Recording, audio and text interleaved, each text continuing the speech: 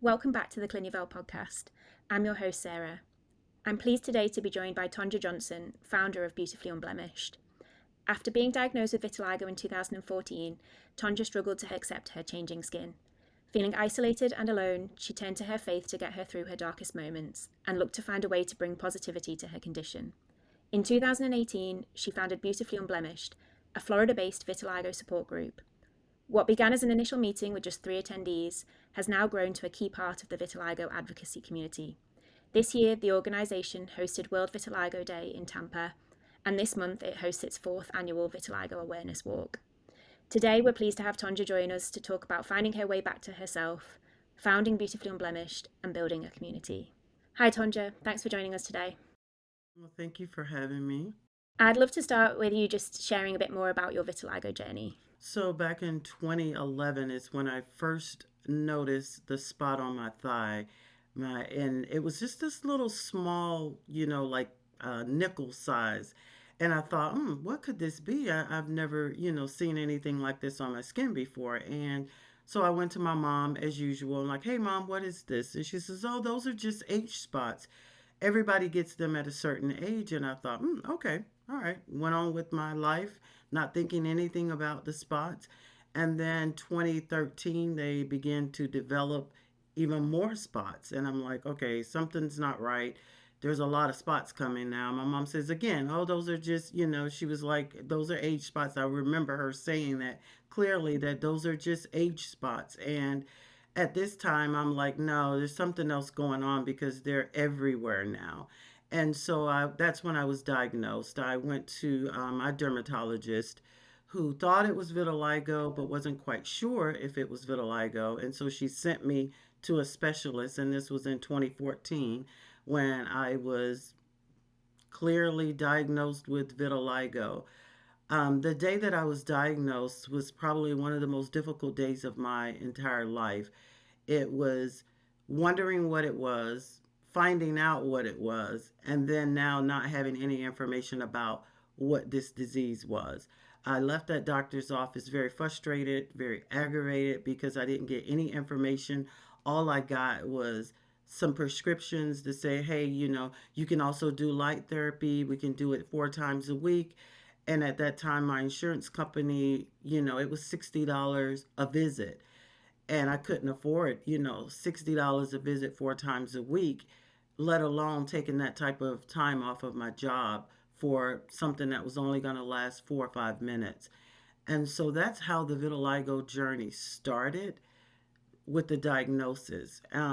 Leading up to the founding of Beautifully Unblemished, I thought to myself, from 2014 to 2017, I can't be the only one that's experiencing the things that I'm experiencing living with vitiligo, the changes in my skin. I felt like something was invading my body and I had no control over it. And I thought, how can I help myself to help others? And during that time, I was depressed. I was suicidal. I remember sitting, in my bathroom and just scraping the skin, trying to rid the white patches. And I think that was probably my lowest point that I had gotten living with my vitiligo.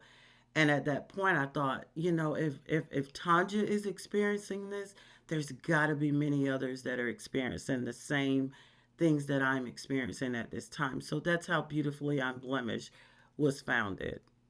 And so, how did you go about that? Where did when did the idea begin? What was the first thing you did in order to find that community? So the first thing I did is I went to Google and just started searching to see if there was any other vitiligo groups out there. And there was. I found a group out of Atlanta, Georgia, and the founder of that group kind of helped me, figure out, what it was that I needed to do here in the state of Florida, and then just a lot of research on how to start an organization because my first thought was we were going to set it up like AA. We were going to come and we're going to meet every week. We're going to be in a circle. We're going to share our experiences. We're going to cry. We're going to laugh, and that was going to be the end of it. I had no idea that Beautifully Unblemished would develop into what it is today.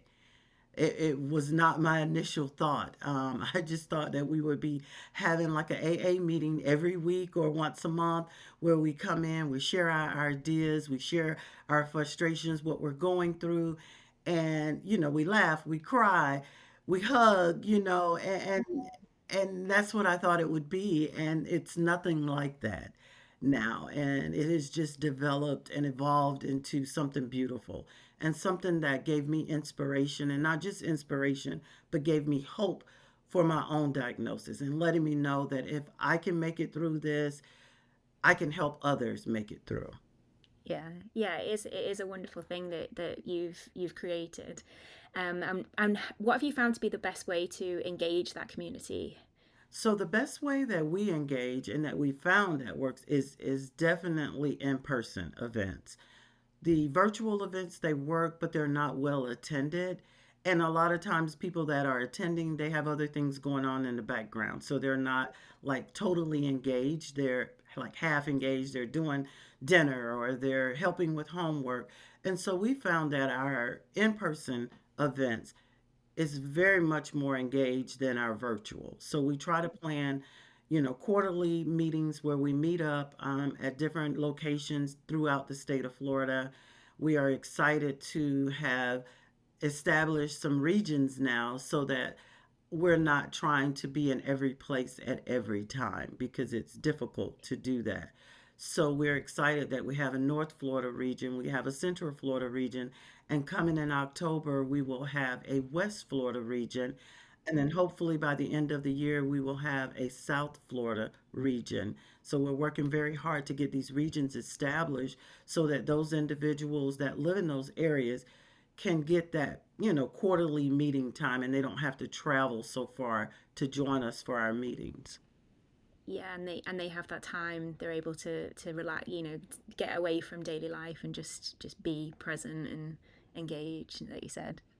That's really nice. And the community itself, what are the main issues and concerns that are facing them at the moment? With our insurance companies, vitiligo is considered cosmetic. And so we need to change that narrative that it is not cosmetic. Those of us that are living with vitiligo, we face difficulties in our mental health. There's challenges there where, today you may be up, tomorrow you may be down. Today I may be feeling great about how I look with my vitiligo, but then tomorrow it may be a totally different story. So we're really working, to try to advocate that vitiligo is not cosmetic. And we want to help those individuals have a better quality of life because there's several, you know, communities, the vitiligo communities, where individuals are still living isolated, where they don't come out unless they have to, or they still cover to try to hide behind their vitiligo. Yeah, that's so important, isn't it? Is really raising that awareness that it is more than just a cosmetic condition. So you're hosting the fourth annual Vitiligo Awareness Walk this month. How did that come about, and how has it changed over the last few years? Wow. So our I can't believe it's the fourth one. I really can't. We started this 4 years ago, and we thought, what is a way that we can bring awareness to vitiligo, not only bring awareness to vitiligo, but include the community as well as celebrate those that are living with the vitiligo. And we thought, this is the best way to do that, where we could get the community involved. We will sponsor, we will host a walk and have, individuals from the community come out, celebrate with us that are living with vitiligo also, and at that same time bring awareness to vitiligo. So we thought, what a way to do that is to have a walk where individuals could come, they could learn more about vitiligo, they could see us in person, they could ask us the questions. And I tell you, I think the first year we started, I believe we had about 75 people that showed up. Last year we had over 200, and this year we're over 200 again. So we are just excited. The community is involved. We have vendors that are coming in from all over the community to share resources. We have entertainment. One of our local high school drum lines will be starting our walk off, and we're just super excited about this walk this year. That sounds great. And what goes into organising such event? So we rely on our community partners to help us with this event. We have volunteers from the University of South Florida who also helps out with the event.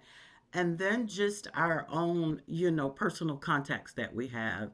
We reach out to them every year, asking them if they would be willing to participate. We start out with our sponsorships, we do our teams. Each member, anyone that wants to walk, they set up their teams. And it just has spread it from there, one person telling the next person telling this person. And so the behind the scenes it seems like a lot of work, which it is. But because I have a background in event planning, it kind of goes seamless because of my background and knowing how to put on an event. And we've done very well with putting on our events. We get great attendance, we get great support from the community. So the behind the scenes is just like, it's like several moving parts, and we have individuals that assist and facilitate those moving parts that we have in this walk. It sounds great. I can't wait to see the footage from Saturday. And looking to the future, what are your hopes for the walk and Beautifully Unblemished as a whole? So, my hopes for the walk is that it will expand not just in Florida, but other support groups will jump on and start planning walks in their areas as well. So, it could be one big day that everybody, does this walk. Not necessarily has to be on the same day that we do the walk, but that at some point during the year that each, support group will sponsor a walk or host a walk for their vitiligo community, and that this will bring awareness not only to Florida, but it will bring awareness to, all the other states that have support groups. As far as Beautifully Unblemished, our hope is that we will continue providing resources, that we will continue being an integral part in the vitiligo community, especially as an advocate.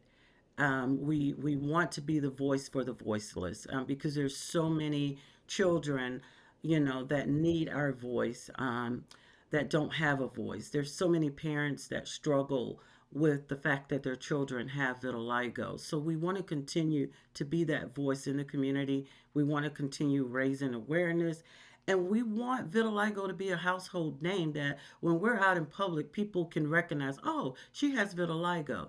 And that'll limit the stares, that'll limit the whispers, it'll limit the pointing of the fingers that we get when we go out into the public. So our main goal, in that is bringing awareness, continuing to bring awareness, and also getting into the doctor's offices, our primary care physician offices, our dermatologists, and just making them aware of vitiligo and that there is a support community here in the state of Florida. Yeah, that sounds really great. And in terms of the more immediate future, what does Beautifully Unblemished have coming up in the next year? So next year we have a couple of events that we're going to be hosting. We are going to be doing another photo shoot. This this photo shoot, we did it a couple of years ago, and it was fantastic. There were individuals there that had never taken a picture since they'd had vitiligo, and they always shy from the camera. And for them to come in, get their makeup done, have their outfits on. They did outfit changes. We had a professional photographer that came in and did all the photos. It was phenomenal. It was so empowering to see individuals, allowing themselves to be vulnerable, and show their vitiligo. So we're working on a photo shoot. We're also working on our Mind My Skin, which is one of our signature events. This Mind My Skin event is a mental health forum that we invite not just individuals living with vitiligo, but individuals living with all types of skin disorders. So that could be alopecia, HS, eczema, melanoma. We talk about melanoma in this event, vitiligo. So though that event is usually held in April, and it's held as a kickoff to Mental Health Awareness Month in May. And then we do our World Vitiligo Day celebration, and then our walk will take place. And we're looking to do a youth summit as well, because we want to get our teenagers involved in our programming. So we're looking to do a youth summit where it's all about the youth, not about doctors, not about treatment. It's going to be all about building their confidence because we have a lot of youth that they're still shy. They haven't really learned how to tell their story. So we want to do some storytelling and just build the confidence. No, that sounds amazing. Sounds like you've got a very busy year ahead. Thank you very much for joining me today. It's been really great to chat to you. For more information about Beautifully Unblemished, you can follow them on Instagram at Beautifully Unblemished, and you can follow CLINUVEL at CLINUVEL_pharmaceuticals. Thank you, Tonja. Thank you.